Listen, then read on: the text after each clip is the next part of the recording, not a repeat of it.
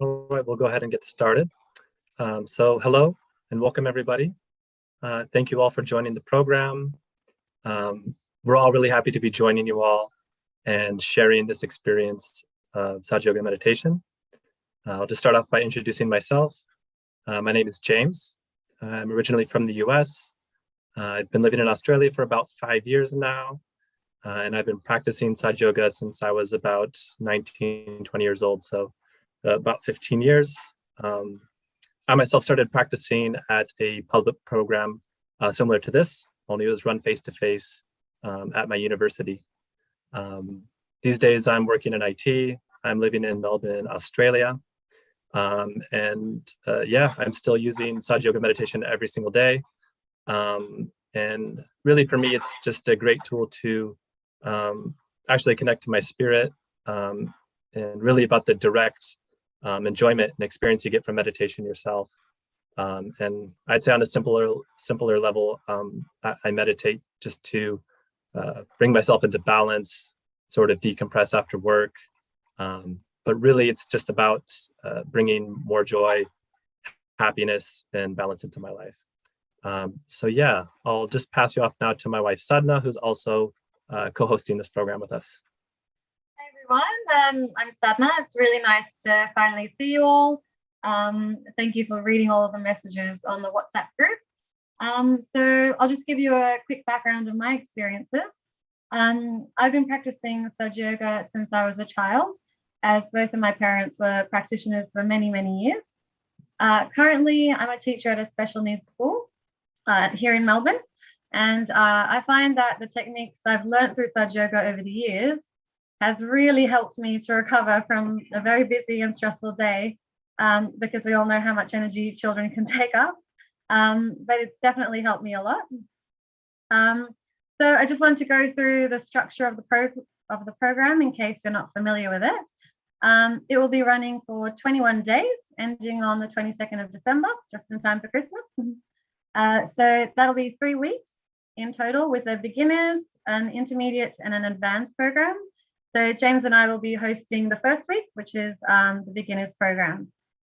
Each day there'll be a guest speaker that will present a new topic, and they'll be providing a guided meditation, maybe show you some videos, put some music on, and basically just show some techniques for you to try at home. And I want to stress that the goal of this course is not just to give you 21 days of meditation, but to give you the resources and the guidance to be able to continually meditate even after the course is finished, because this is something that you can use for the rest of your lives.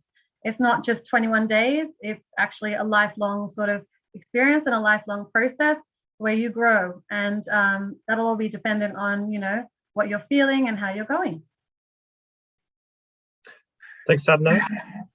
Yeah, so as Sadhana was saying, we're going to have different guest presenters every day to give you a variety of guided meditations and topics. We're all based out of Melbourne for this current program. And today's presenter is Mark. He's a really wonderful guy that I know personally, and he's been meditating and teaching meditation for many, many years. So you're in really great hands for getting started off with Sahaja with Mark. So yeah, I'll pass you over to him now. How are you going, Mark? Hi, thanks, James. Thank you. So welcome, everyone. It's really a great privilege to be able to be here today and actually give you or kind of open the door to a spiritual experience that could actually change your life quite significantly. So without kind of further ado, to sort of deep dive straight into it, what we're going to do today is we're actually going to have a spiritual experience. So at the end of this program, you're going to feel on your hands a cool breeze and a cool breeze above the top of your head. And that is an activation of an energy called the Kundalini. And this Kundalini is actually known in all the different cultures. And that's what makes it particularly amazing. So if you're a Christian, you would say this is the Holy Spirit. If you're a Muslim, it's the Ruh, and the experience is your Miraj. If you're a Hindu, it's your self-realization. If you're a Buddhist, it's your enlightenment. And this energy is known through all the different sort of major world cultures. So even Australian Aboriginals know it as the rainbow serpents, this energy that's actually in the base of your spine. So what we're going to do today is sort of give you a brief rundown of the actual technique of it, and a little bit of a sort of what the blueprint of the subtle system is. Do we have a subtle system chart that we can sort of put up for the guys to see? Jimmy? James? Sorry, while James yeah, let me see if I can get it up. Okay. So no worries at all. While James is pulling that up, I'll give you a sort of a bit of a basic for it. So now, one of the things about Sahaja Yoga is that it's all about the experience. So even though there's lots to kind of understand, and the idea today is just to give you the sort of a brief outline of the blueprints of it. The idea is that it's an actual experience that even little kids can have. You know, you just feel it above your head. And what happens is that when this energy is activated, and this is that energy, as we said, the energy that's understood in all those different religions, when it's activated, you actually begin to feel tingles on your fingertips that correspond to your subtle centers. You may have heard of them called chakras. And so what happens is that through the knowledge of these chakras, you can actually get an understanding of yourself. So, you know, like if we've all met people who have had, say, terrible ego problem, for example. And, you know, you always wonder, like, God, can't they see it? You know, why that everyone's blind to their own problems. But what happens is that in Sahaja Yoga, when you start to feel these tingles on your fingertips, if you're, for instance, an egotistical person, you'll actually feel this finger, this ring finger on the right hand. And that's actually telling you you've got ego, you're an egotistical person. So what happens is this becomes a tool whereby you can understand yourself. So the idea of self-knowledge. So know thyself, which is the kind of cornerstone of the sort of world wisdom, is always know thyself. And you get that understanding of your nature on your fingertips. So for example, let's say you're a very emotional person.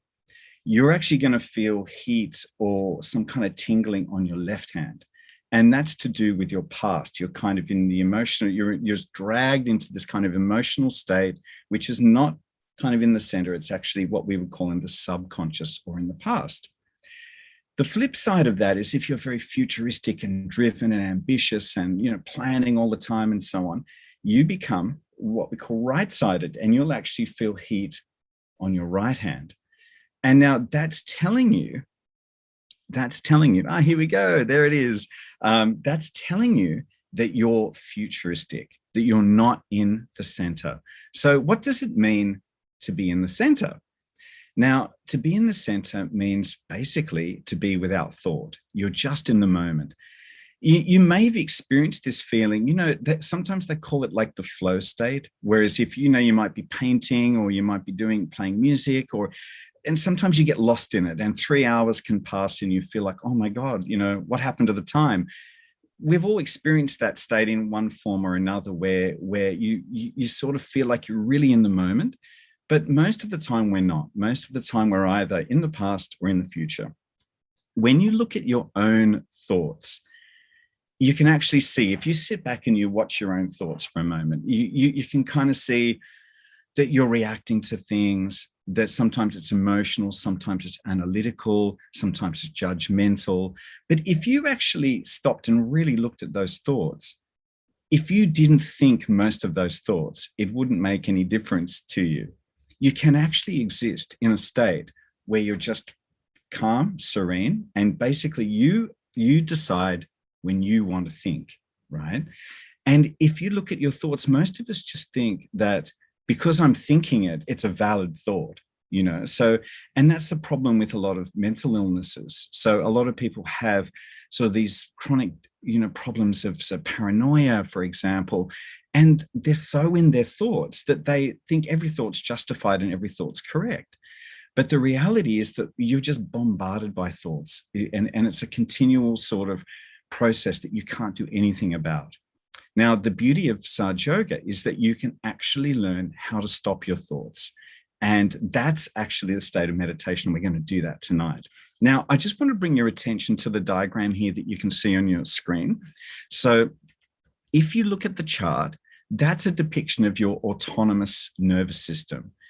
And at the base of all of that, you can see a triangular bone. That's actually the sacrum bone. So the old Greeks knew that as the sacred bone. It's actually the densest bone in your body. And so in that sacrum bone lies this kundalini. Okay, so this kundalini is like a coiled energy. It just means coils, kundalini. Now, when it rises up, which is the process we're going to go through today, it actually awakens or activates these what we call subtle centers. So you can see the first one governs innocence, the second one creativity, the third peace, the fourth love and compassion, the fifth collectivity, the sixth forgiveness, and the seventh integration. Now, there's a lot more to it than that, actually, and you'll learn that very, very quickly. But the idea is that as that kundalini awakens, she enlightens those chakras or those centers, comes out of the top of your head, and you feel a cool breeze on your hands. And that's a sign that you got it. Okay. So if you've seen any of the old religious art, so in Christianity, they always showed the saints and Christ and the apostles and so on with a halo above their head. If you've seen Lord Buddha, he always has a lotus flower. Lord Shiva has a waterfall. Even Prophet Muhammad and Ali and Hassan and Hussein, even the old Islamic art showed them with flames coming out of the top of their head. So that's actually the artist's depiction of that experience. So imagine today we're going to have an experience that all of the religions are spoken about. And it's an experience that kind of unifies the understanding of all of those cultures and all of those spiritual understandings together. So it's a unifying experience. Now, the beauty of it is that, as I said before, you feel it on your hands and you get an awareness of your shortcomings, right? So if you've got a particular problem, like let's say you get angry or something like that, you get angry very quickly, you get kind of restless and anxious and kind of ticked off. Well, what you would feel is you would feel on those centers on the right side, you would feel that second center, which you would feel on your thumb, right? So you can see here the yellow the thumb is yellow, and you can see the second center there at the belly button, that's yellow. Okay, so you would feel that on your right thumb. That's telling you think too much. Okay, so that's the problem on that particular center. So when that center's out of balance, means you're thinking too much. The third center, which is on the stomach, you would feel on the second finger. And this is actually on your Can we please have everyone mute their mics? Okay. So what you've got there is that these two centers are telling you that you have a liver problem. If your liver is hot, then what happens? You get angry quickly, okay? And the third one is this one here. And this is the one where if you raise your voice, or if you're aggressive, or if you shout or anything like that, you catch on this one, okay? So your body's telling you, you're angry, so there's no guesswork involved. You either are or you're not, so you feel that clearly on your fingers. So when I first came to Sahaja Yoga, I had a very interesting experience because I felt everything, what you're going to feel tonight. And then I felt these three. And I said to the fellow, oh, what's this one? And he says, oh, you're angry. And I was 20 at the time. And I was like, no, I'm perfectly fine, And then when I went home, I asked my mum, I said, Mum, am I angry? And she was like, you are really just angry all the time. And that was a real shock to me because that showed me how little self-awareness that I personally had about my own state. And yet my fingers were telling me that this was the problem. So this is what happens in Sahaja Yoga. You get a full awareness of your whole self, your whole being. And this is what they call sort of self-knowledge. So when they say know thyself, this is what it's all about. So any kind of illness, you would feel it on. So for instance, high blood pressure, diabetes, let's go, asthma is right heart. If you have angina, it's left Vishuddhi. If you have migraines, it's these two plus this one. So any problem that you have, you can feel it very clearly on your fingertips. If you have emotional problems, you feel it on the left hand. So you can really understand yourself. And the beauty is that Kundalini, you can utilize that Kundalini to help to balance yourself out. And in doing so, you actually become your own teacher, or as we would say, your own guru. And this is a very important principle of Sahaja Yoga, which is that you don't have to listen to us. You can actually see for yourself, well, I'm feeling that. And I know that this means such and such.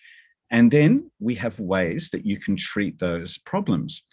And in that way, you become your own teacher. You become your own guru.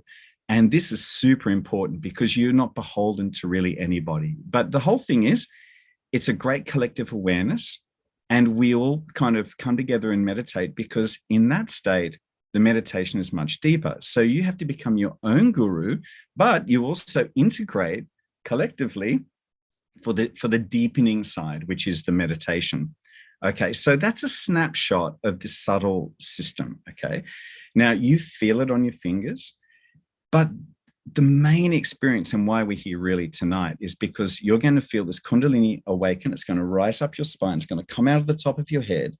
And when it comes out of the top of your head, you're going to feel that cool breeze. Now, that cool breeze is activated through an exercise that we're going to run through tonight, right? So we're going to feel it. And then what happens when that energy comes through this center here, it's at that point that you're able to enter a state that we call thoughtless awareness. And thoughtless awareness is basically you're fully aware, but there's no thinking, okay? You're completely empty.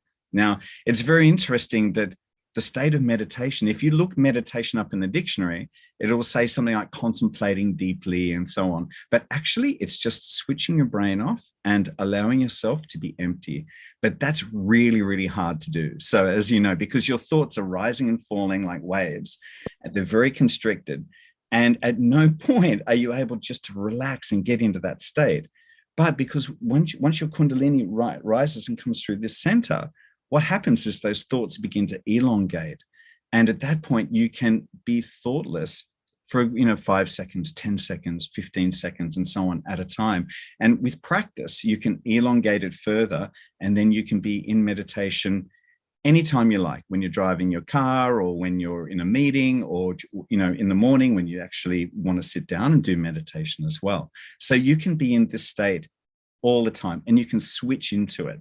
So it's a perfect state to witness. And so what happens is that we're so involved in our thoughts that we're bombarded, and all of a sudden you can just switch it off and you can sit back and you can just witness yourself. And that's the beauty of it. And we're going to go through all that today. Now, before we actually do the exercise, it's also worth mentioning that this is actually a very traditional approach to spirituality. It's not a kind of a new age thing. So the understanding of the Kundalini is thousands of years old.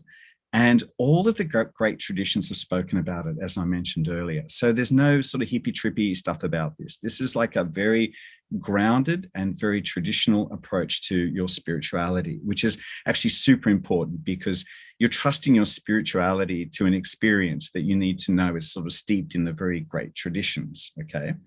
Now, the other thing, as I mentioned, no one wants anything from you. You become your own teacher. There's no money involved in Sahaja Yoga. You just get it, you work with it, and then you improve yourself. So it's a tool for your self-improvement, okay? So I always say that no matter which culture you've come from, no matter which religion, no matter what your upbringing, if whatever your culture, Sahaja Yoga makes you a better one of those. So you can embrace everything, but through the experience of that silence. Now, the lady who actually started Sahaja Yoga, her name is Srimataji Nirmala Devi, and you're going to see a photograph of her later on. And she actually worked out how to raise this Kundalini en masse. And I think that's worth mentioning that when you look at the realm of spirituality today, what most people are doing, especially if you go to those new age kind of gurus and self-help guys and so on, they're kind of rehashing stuff that you've all read before, and they're kind of putting their own brand on everything, and it's all about motivation and so on. But the actual full, like, what do you call it, real knowledge of yourself through these centers, actually Srimataji developed on her own. There was a good understanding of Kundalini yoga going back thousands of years. But Srimataji actually kind of decoded this whole system for us. So she speaks very clearly about what each of the chakras means, how you can get that balance, how you can clear those centers, how you can improve yourself. And so she's, in a way, they say she was the world's greatest living saint. And I would definitely vouch for that from the point of view of that when you see the kind of knowledge that's involved in this, it's not sort of hocus pocus. It's very old school, traditional, and really steeped in those great traditions, which is sort of paramount to this being sort of, the highest state that you can experience is your self-realization. Okay. So to sum up, we're going to experience this silent state. No one wants anything from you, and you're going to walk away with all of this and the tools to carry on for the future, for the next 20 odd days and so on, and you'll get those resources that you need to sort of become your own guru and actually move ahead with it. Now, what we can do is we'll actually go through the experience right now so you can feel it. And then we'll meditate for about just 5 minutes or so, so we'll actually go through the exercise, meditate for a few minutes, and then we'll put Srimataji's talk on where she goes through some of the fundamentals of Sahaja Yoga. So we'll make it a kind of seamless sort of a process. So we'll start with self-realization, kind of take it from there. And right at the end of the whole thing, when we're done, we can do some question and answers, or we can do that on the chat. The guys will kind of lead that. So what we can do, without further ado, you have to slip your shoes off. So you have to be barefoot on the ground. If you're sitting on the ground is even better, no problem, but whatever makes you comfortable, but feet flat on the floor. And now if you can see me, what we're going to do is we're going to have our left hand out in front of us, and we're going to use the right hand to actually place it on the various centers on our body. So everything happens with the right hand on the left side of the body, okay? So just keep that in mind. So when you see my image here, you're sitting opposite that. Keep in mind, left hand out, right hand on the left side of the body, okay? So I'm going to adjust my camera a little bit so you can see where I'm putting my hands. We're going to start left hand out with your right hand on your heart. Okay, so we can do this together. And the idea being that then you can just close your eyes and we'll do some affirmations with it and you'll get the idea. So just follow me, okay? Right hand on your heart. Now, let's go bring that hand under your rib cage. So I'm just going to kind of put that there. Under your rib cage, just there on the left side, okay? Then, now move your hand down into the belly button area, right? Now back up under the ribs. Now onto the heart, okay? Then in the corner of the neck on the left-hand side and turn your head to the right.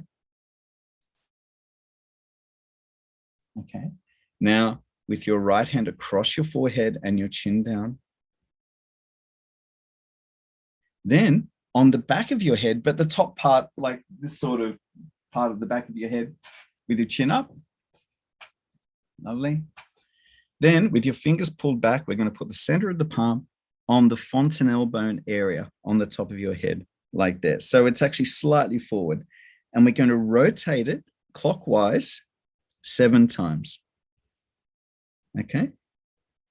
Now, each of these movements has some affirmations with it. And now that we know the actual hand movement, what we can do now is close our eyes and we can actually go through the exercise together. Okay. So with our eyes closed, left hand out, right hand on our heart.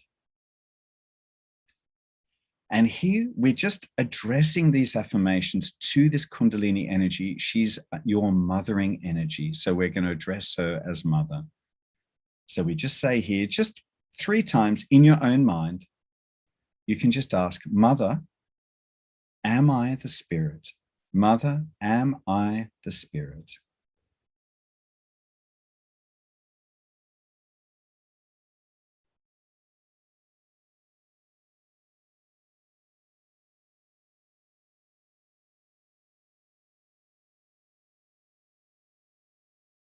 And now we move our hand down under the rib cage. So as I said, right hand on the left side of the body, just under the rib cage. And here we can just say 3 times, Mother, am I my own teacher? Mother, am I my own teacher?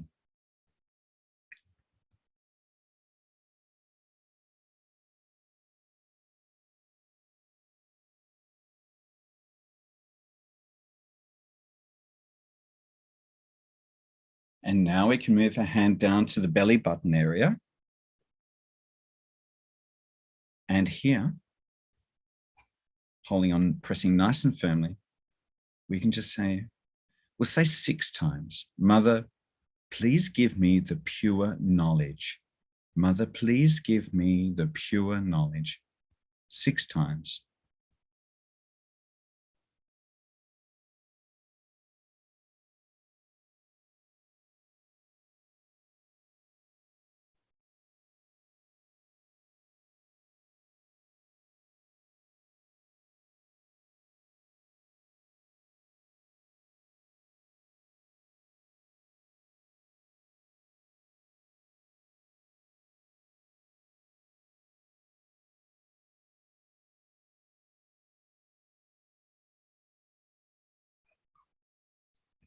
And now we can bring our hand back up under the ribs. And here we can say 10 times, we can affirm, Mother, I am my own teacher. Mother, I am my own teacher.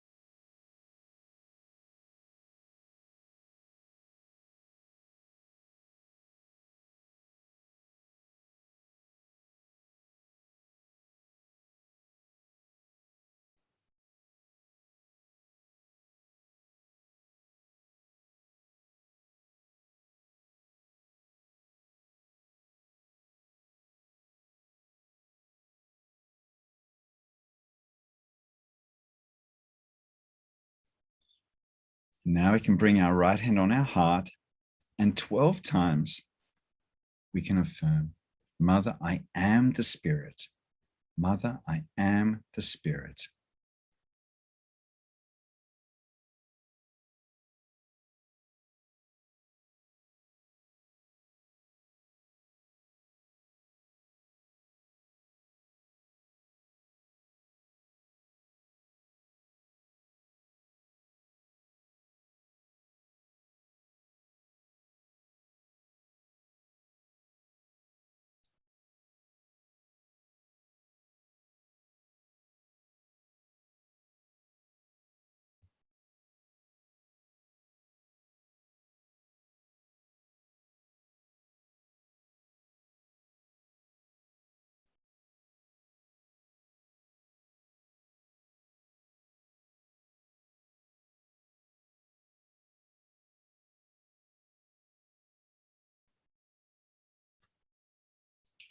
And now we can bring our right hand onto the left side of the neck, turn our head to the right, hold on nice and firmly there.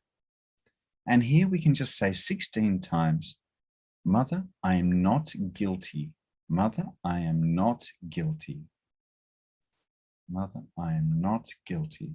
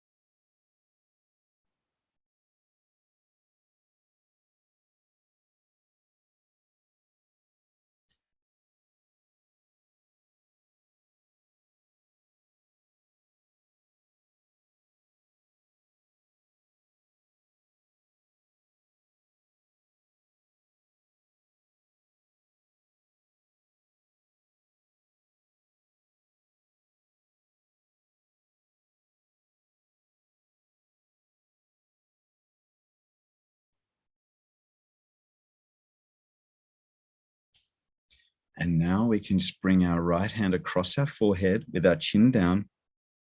And here we just say once, but really from the heart, without thinking of who or anything like that. Mother, I forgive everyone. I forgive everyone. Just once from the heart.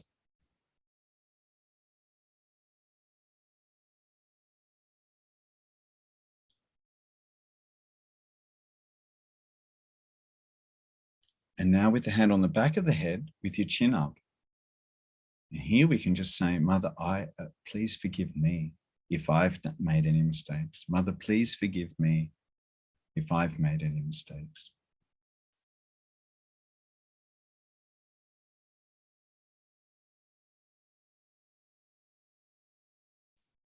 And finally, with the center of the palm on the top of the head with the fingers pulled back, we've got to rotate our scalp nice and firmly clockwise 7 times.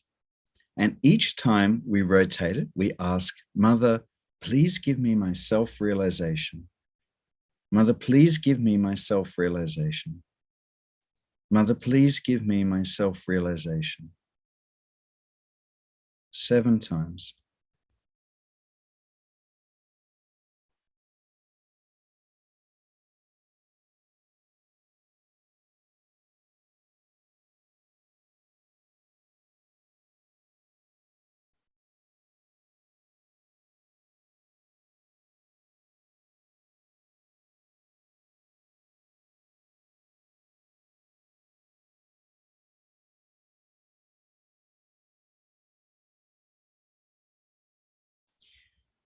And when you're done there, you can slowly raise your hand about 6 or 7 inches above the top of your head and see if you can feel a a particular place on the top of your head where there's a cool breeze. It'll just feel like someone blowing on your hand, or you might think it's the air conditioning or something like that. Just move your hand around until you find that point where you can feel the cool. Okay. And now try with your other hand as well, because sometimes one hand can be more sensitive than the other. So just see if you can feel that cool. And sometimes it can go quite high or quite close to your scalp. So you can move your hand up or down as well. Okay, and try again with your right hand, see what you can feel. Okay, now keeping your eyes closed, keep your attention inward with your palms open on your lap. We'll sit for 2-3 minutes. And the aim here is to not think. And the way to do it is just to watch your thoughts, because now your attention, you can separate it from your thoughts. So just watch your thoughts. And as you watch them, they'll just disappear. But you can help the process just by saying, not this, not this, anytime you catch yourself thinking, okay? So just watch your thoughts. They'll just disappear. Turn your attention back onto your thoughts. And let's see if we can zero out our minds just for a couple of minutes.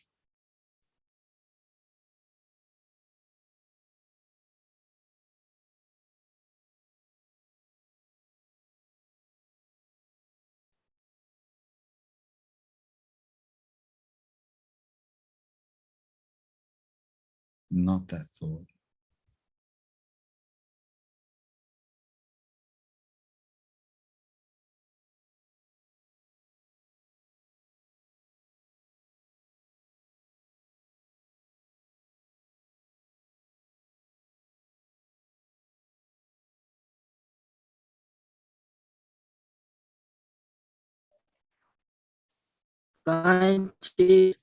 Not that.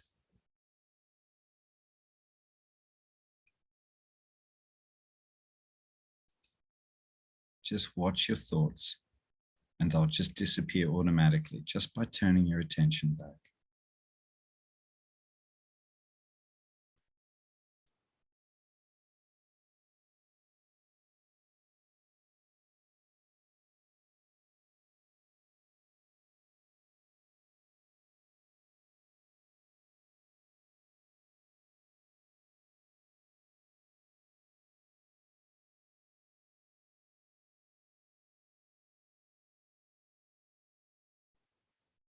Not that.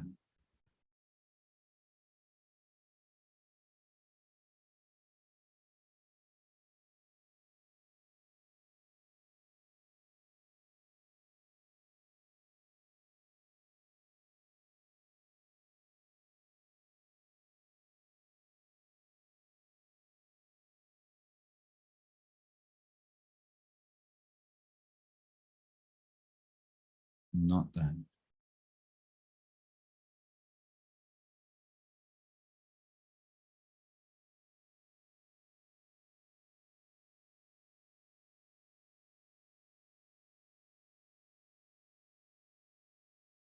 Just watch your thoughts like you're watching a movie. They'll just dissolve automatically.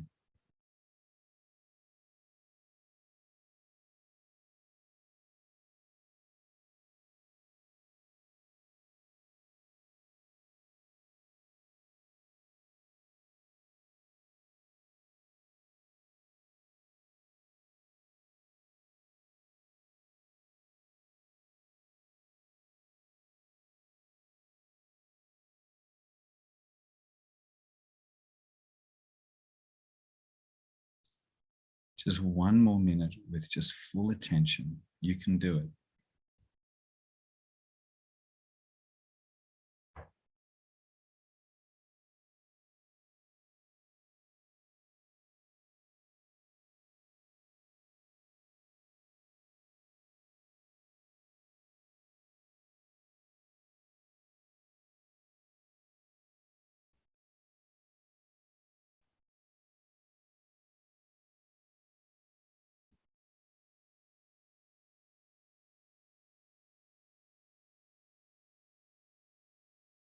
not that thought.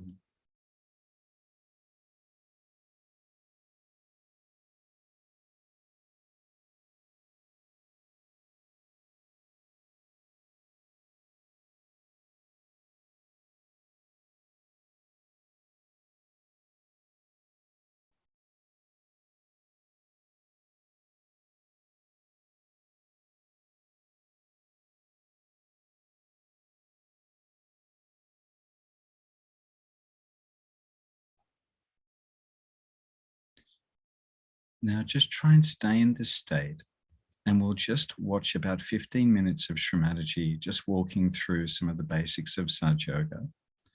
When Shramataji is talking, you'll actually feel that cool breeze on your hands. It's a very nice feeling. So that's what we're aiming for. Just watch Shramataji without thinking. And then at the end of the talk, we'll just recap with just like a 3-4 minute meditation at the end. And that'll just help to really take us as deep as we can go.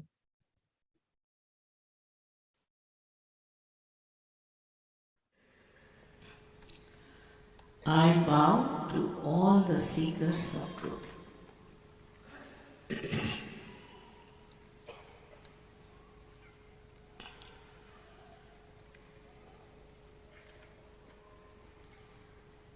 These days, there are people who are going all over the places to find out the truth, the enlightenment. And there are so many books available, so many people who talk about enlightenment. And this is only in this special age, which I call as the blossom time, is happening. If they are not seeking the truth, that means they are not yet evolved as they should have. But this is a special time that we call as the last judgment, and that time has come. And the Quran is called as Qiyam, and describe very clearly what will happen at this time.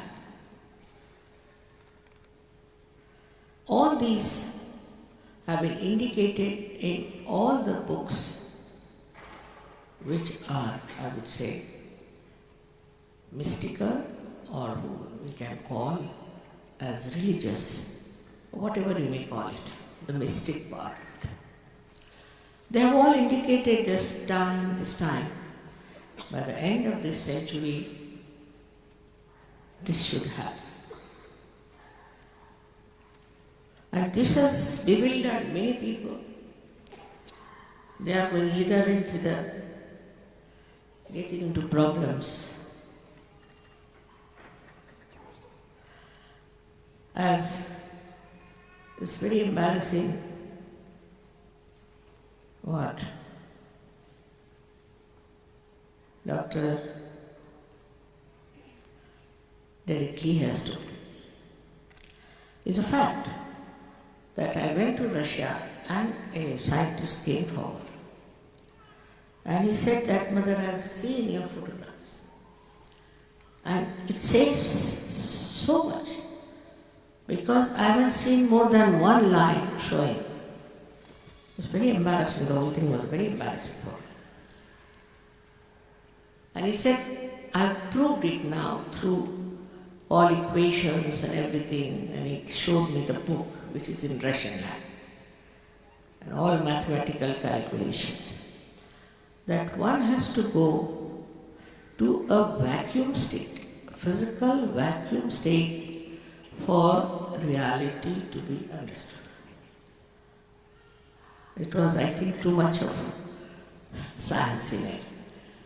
But whatever it is, all these ideas, say of Quran, of Bible, of other religious books, all the religious books from India, could be called as a myth, and they were treated as myths.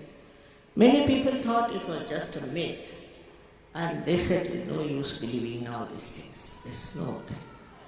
And also, through these books, people have been misled to do wrong things. So the whole thing got challenged also in a way that is not practical, is not beneficial, is not.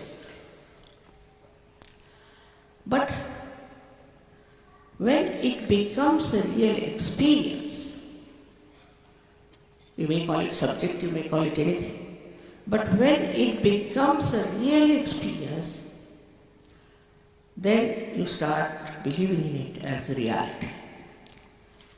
But if a scientist proves it, which is scientific knowledge, then I don't know what to say. Then it really becomes the fact. And when it becomes the fact, it becomes the science.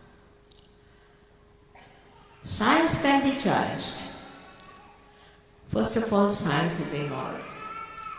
It is not bothered as the science as it exists today. If they create atom bombs, they create other things destructive and use it for wrong purposes, there is no binding force on the scientist. They can do whatever they like. And people can use it the way they want to use it. But when it comes to divine force, the science is perfect, I must tell you. You cannot challenge that science. You cannot. Everything that you know through the science of Sahaja Yoga, you can easily verify it. For example, firstly, it is said that your physical elements disappear. It's a fact. Without any money, without any fees or anything, just you get cured of your troubles. And when you get cured of your troubles, then you are amazed how through your own power you have been cured. But it happens, it has happened. You know, we have many doctors here. English doctors, not easy to convince. And they have seen with their own experience that many patients who were supposed to be incurable are. They have seen that many drug addicts got all right overnight. How? Without paying for it, without taking any medicine, just through their own power of Kundalini. Now this power of Kundalini was known all over the world wide, because I find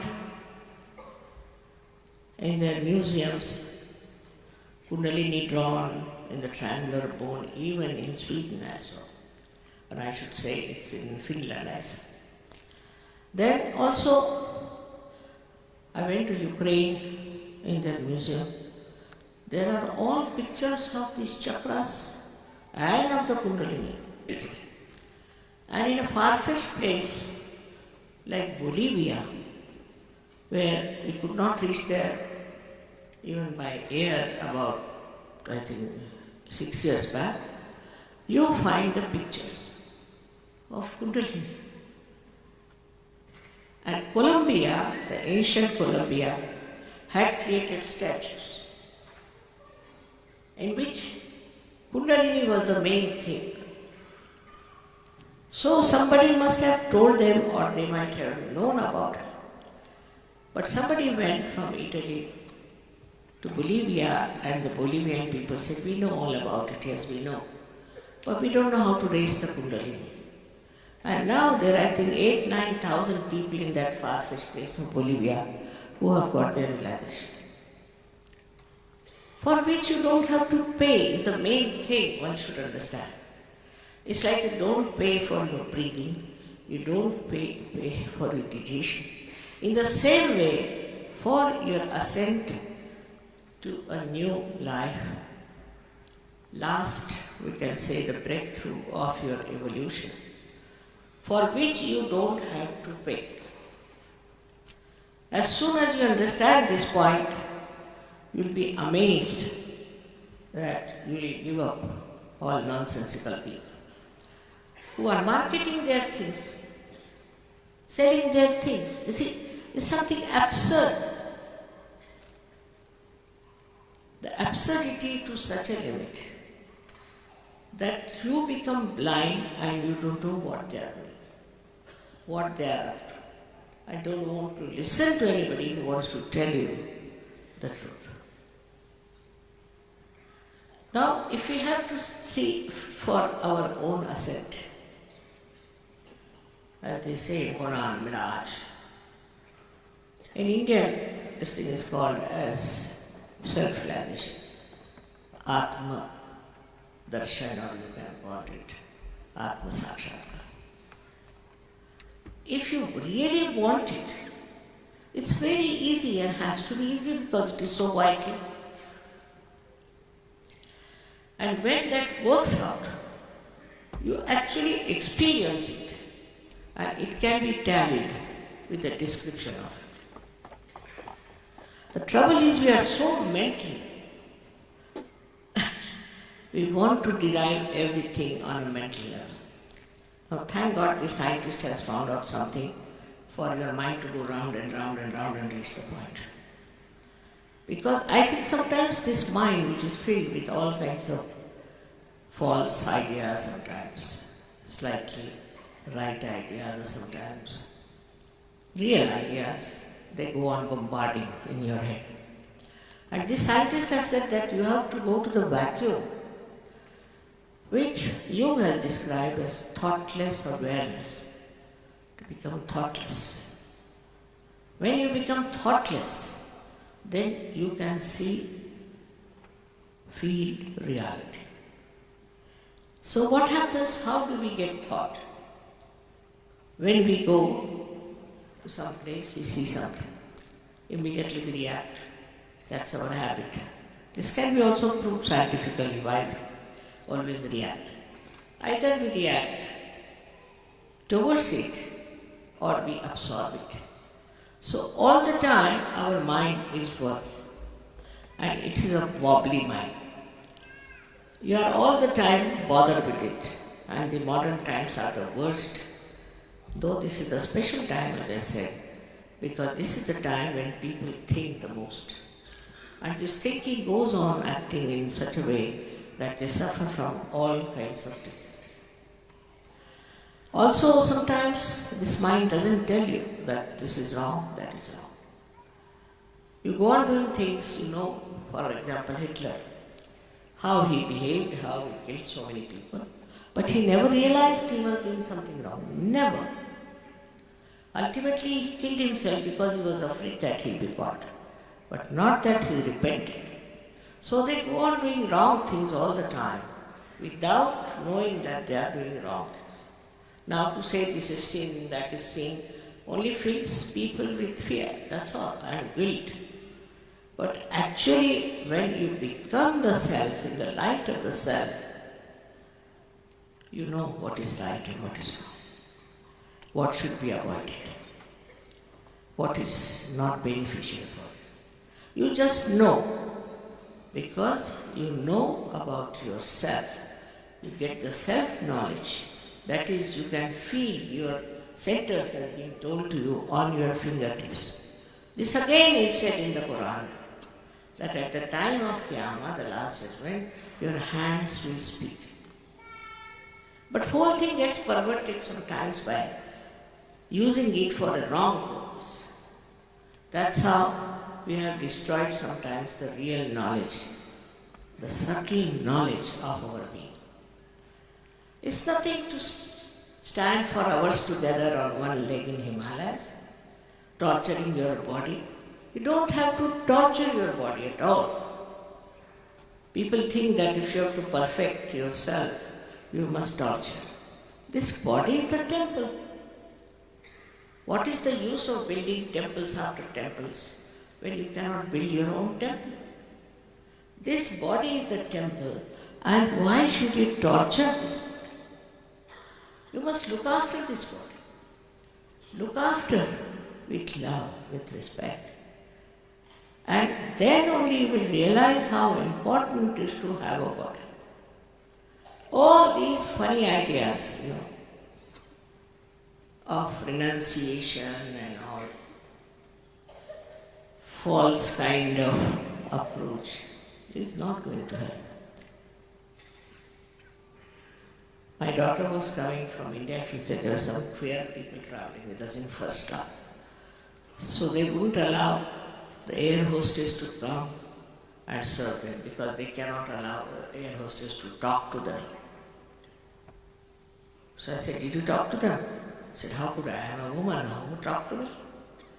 Because she's a woman, nobody would talk. They sat on the ground. There's no ground, but they wouldn't sit on the chair and eat the food. For what? Because they are renouncing everything. I think they have renounced their brains. That's what it is.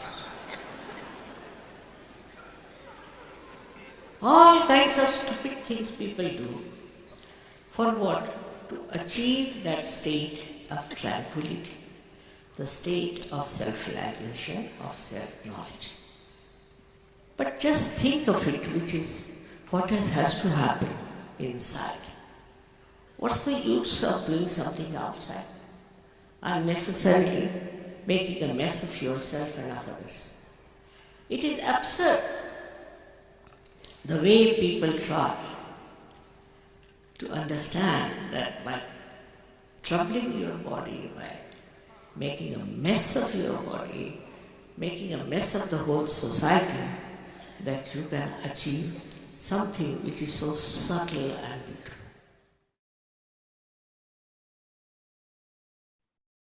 Great. So what we'll do now is we'll just continue our meditation just for about 5 or 6 more minutes. And as we were saying before, the way to do this is just to keep your eyes closed, hands open in front. And what you do is you just watch your thoughts and they'll just dissolve. So try and turn your attention back on your thoughts like you're watching a movie. Watch your thoughts like a movie and it'll just dissolve. Okay, so let's try it. So eyes closed, hands open. And if we can put Srimataji's photograph up, that would be great.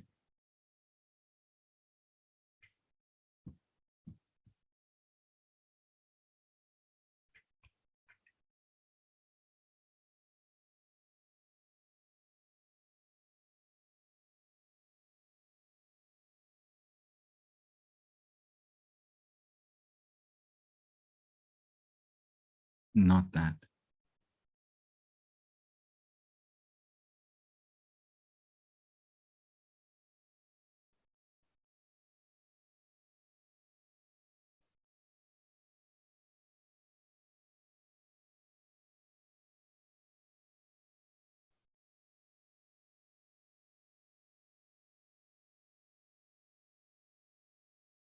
Not that.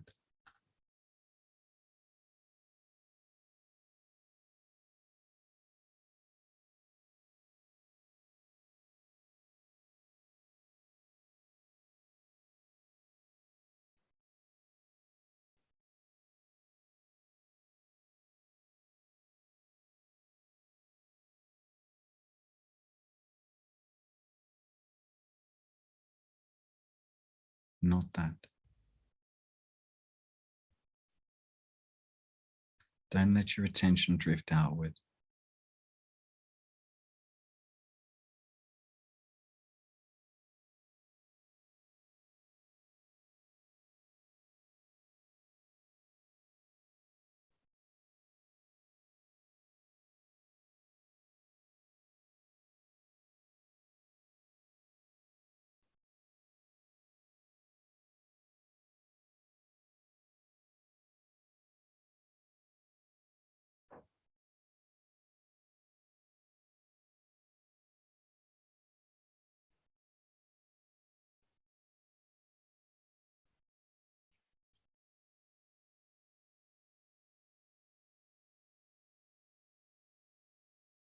Not that.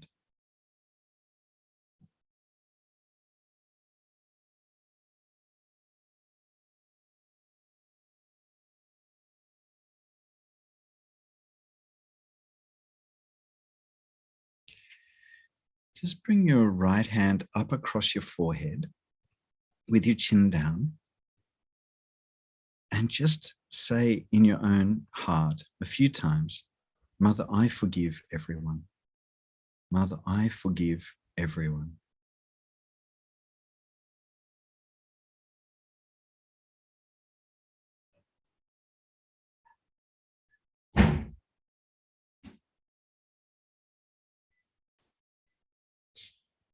And now just bring your hand back up onto the top of your head and just keep your pressure on the scalp, and just put your attention right there, right on the top of your head.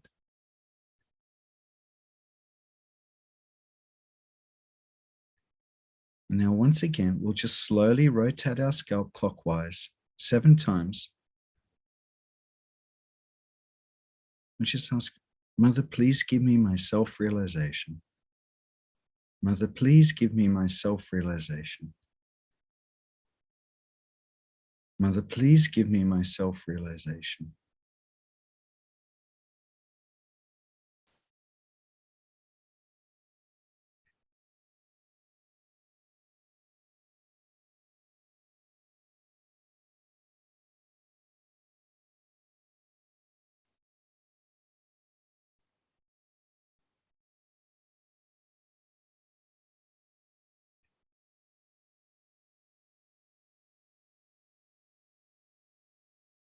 And now we'll just raise our hand up again and just see if you can feel that cool breeze.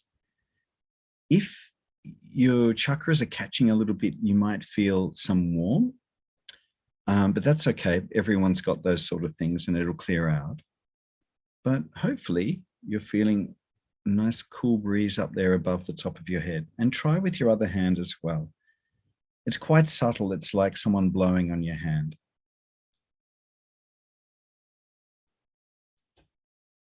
And you'll feel it just on one point. So find that point and just move your hand up and down a little bit. See if you can find the strongest point there.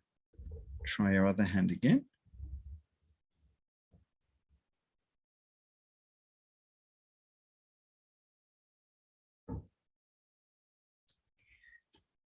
Okay, so that's the main part of the that's the main experience of self-realization. So that's like step 1. Over the course of time, you're going to learn a lot more about what all the chakras are and what you're feeling in your fingertips, and then how to really go deep in your meditation.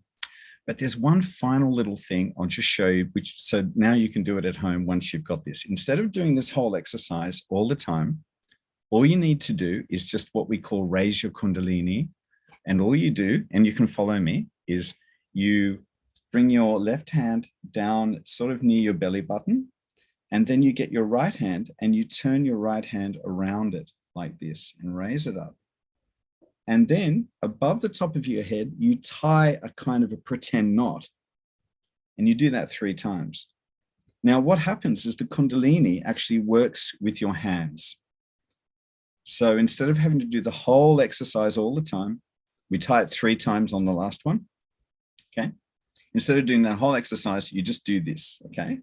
Then one final thing, left hand in front, right hand across, and you make this kind of arc over and back across your whole body. And this is called a bandhan.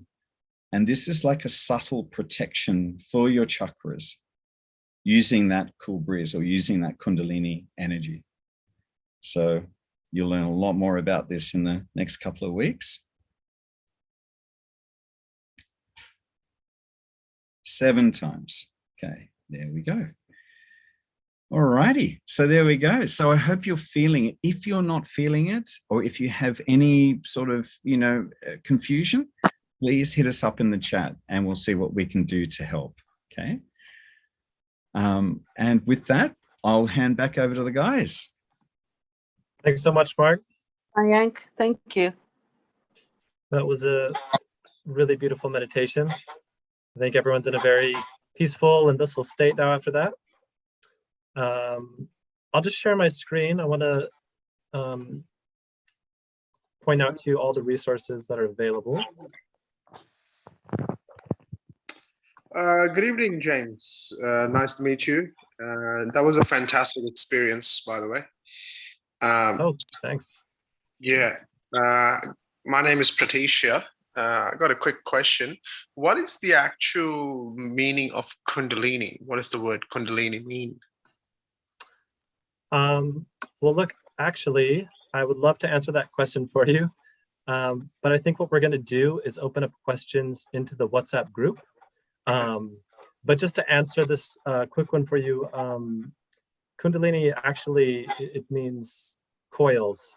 And as Mark was explaining earlier, in the Greek language, it's stored in the sacrum bone, which means sacred. So if you think of coils, it's something that when you meditate, it uncoils. So it comes up through your spinal cord, up through your central channel. So it really means to these coils which uncoil, essentially. Yeah. From another point of view, it just also just means spiritual energy. Yeah. Sorry, does that answer your question? Yes, it does. Thanks, mate. Cool, thanks. Yeah, so can everyone see my screen right now? Good. Okay, cool. Thanks for asking that question, because actually I wanted to point out on here that we do have a place for you to post questions. If you want to pop onto this link, you can write whatever questions you have, and we'll try our best to answer them for you. And we'll actually use this line as sort of a support so you can carry on meditating at home even after the 21 days. We're going to try and arrange some sort of peer support to be able to mentor you through that. Anyway, to take it back up to the top of the site, we just have the basic program here, what's going to happen throughout the 3 weeks. You can join here with Zoom, which is recommended, so that we can, later on as the course progresses, we'll probably open it up for more, allocate more time for chats and questions and everything. And you can, of course, watch it on YouTube as well. Again, this is where you can join the chat and ask your questions afterwards. If you look here, we have the full schedule for the upcoming week, so you can sort of preview what the topic is. And also, if you're wanting to review what we did the previous day, it's going to be posted here. So you can go to day one. If there was something in Shimaji's speech or something Mark said that you'd like to review or follow along again with, you can just come here and watch the previous sessions. And one of the most important parts of the site is tucked away down here at the bottom. It's called resources. If you click this open, there's a lot of amazing materials for meditating at home. So here, how to meditate at home, how to set it up. We have the subtle system. If you wanted to have a deeper look into the subtle system and what's happening with the chakra chart, you can have a look at it here.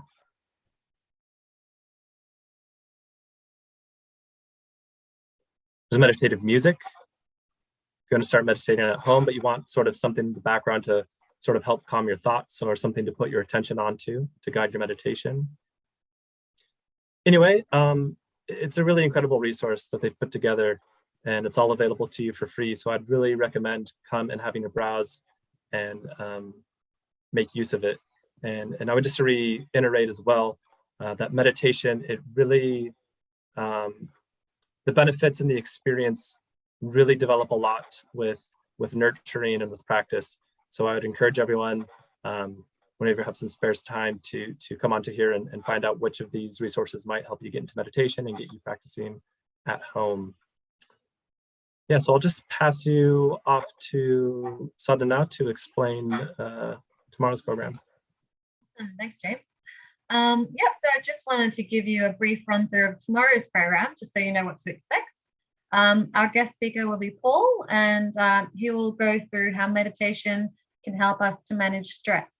We will cover how to create balance in ourselves and maintain balance in our daily lives. And this will be a particularly great topic if you're the type of person who feels a lot of stress in their day-to-day life, whether that's through work, family, anything at all. So it's going to be a great session. So I might wrap it up there. I want to thank everyone for joining us today. And if you haven't done so already, we really, really encourage you to join that WhatsApp group, because that's sort of where all the information comes from. on a daily basis. We can send you the links, reminders for each session that we have, and also for any questions that you have throughout the week. So if you go through to the resources and you try a meditation by yourself, you might pop up with another question, and you want to develop yourself or develop your meditation, then you can just ask on that, and James or myself will try and get to that as soon as we can. There is a bit of a time difference, so sorry if it's our sleeping time. It might be quite a few hours until we can respond to your questions, but we're really, really happy to answer them for you. There's also a link in both chats on YouTube and this Zoom meeting for you to have quick access to joining that group. So thank you, and we really hope to see you at the same time tomorrow. We'll send those reminders, and we hope that you enjoyed today's session. Thank you. Thanks, everybody. See you all Thank you. tomorrow. See you. Bye. Thank you. Thank you very much. See you guys.